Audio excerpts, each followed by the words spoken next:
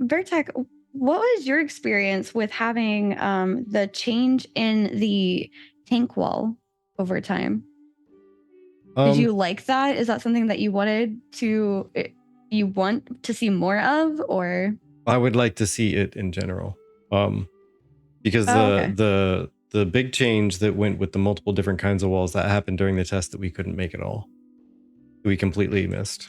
Um, Oh, I yeah, sat yeah. in. I, I Um, sat in and saw a little bit. So did you yeah. get to test that translucent wall? No, All I've seen, and I think Vertec is on the same page. All we've seen, I think, is the lion wall and the red wall that you see on the screen. Okay, yeah, there yeah, I think was I missed the one with translucent yeah, shield because there were or shield wall. two different varieties of the lion wall that I saw. And I don't know if that was them just completely changing things around and trying them with the different tests, or if those were two of the three that were included in the test that we missed. But I did see one that was longer and it was shorter, and then one that was taller but skinnier. Yeah. And I could see them both being useful, depending on where you're And at and what's going on. when I was listening in during that test, people were talking about liking the ability to choose between them and how it kind of changed, kind of like with the healing. You can have it burn someone whenever they're attacking somebody, or you can have it rejuvenate your mana. Like it comes down to situation. Like, what do you want with it, and how do Mhm. other classes, how are they affected by that wall? Yeah, I The think the someone was lower wall. asking.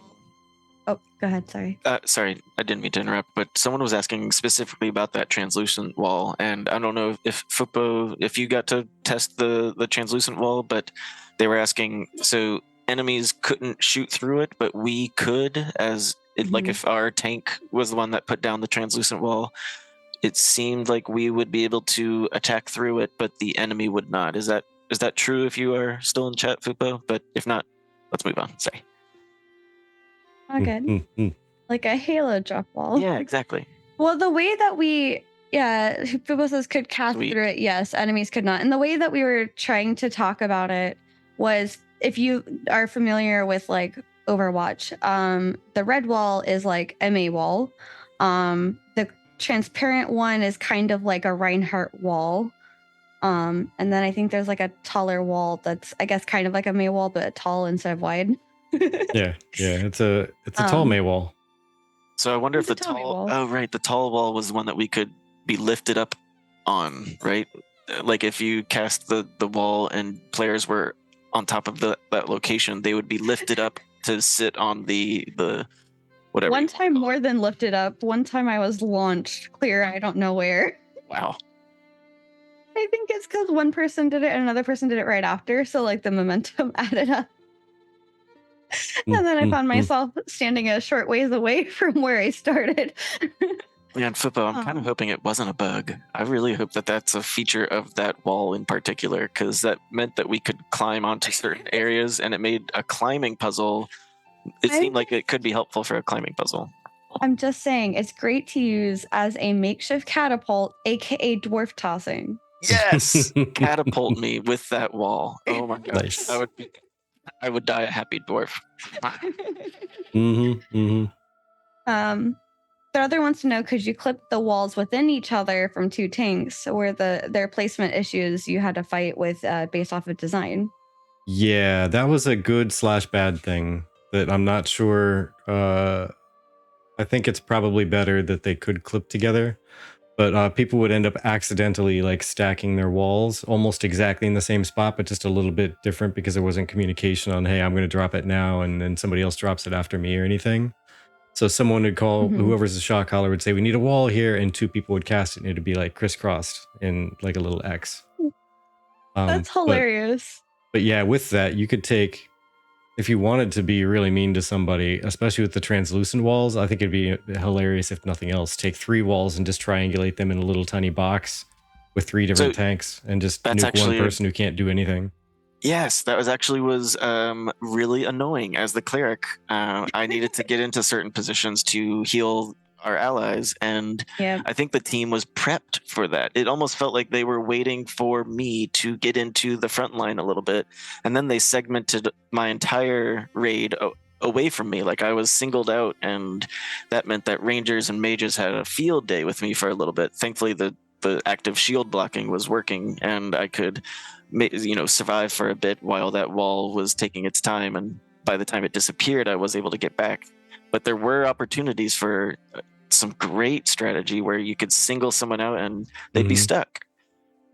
Now, on that note, at the beginning of the testing phases, I did notice that the CC was intense with the wall. Like, True. uber intense. I felt like I couldn't do anything. If the other team had a bunch of tanks, that's basically how it felt like they would win the war. It's just because for those that don't know, like when you put up at least maybe a certain wall, it would also stun those that were like that touched the wall. And that included running up to the wall afterwards, which I did not know until I learned the hard way. You bump into the wall and you're stunned. It was like an AoE stun kind of thing is how it was used for a minute there during one of the tests. Is it was just the wall would constantly be brought up in the middle of the group just to stun everybody. True. The other wants to know, should walls have HP and be destructible? And John Prescott wants to know, how much different is the gameplay compared to Alpha 1? Is it smoother? That's a good question. Should the wall have HP? Oh, I don't think so. I think it should be able to stay up for its entire cast ability. That is part of the tank's thing, but maybe there's something about summoners and or bards that are like, no, I don't think your ability is going to work this time, or for as long, or something to that effect. Like, I think that would be neat to have the option to choose if you wanted, like the wall, instead of lasting like 6 seconds, it would last 10, but it would also be hit point bound. Yeah. So, I mean, that could be a neat trade-off someone could choose to do. But in general, if there had to be one, then yeah, I would say, no hit point, but just a shorter casting time than what I would want for something that had hit points. Or not casting time, but uptime.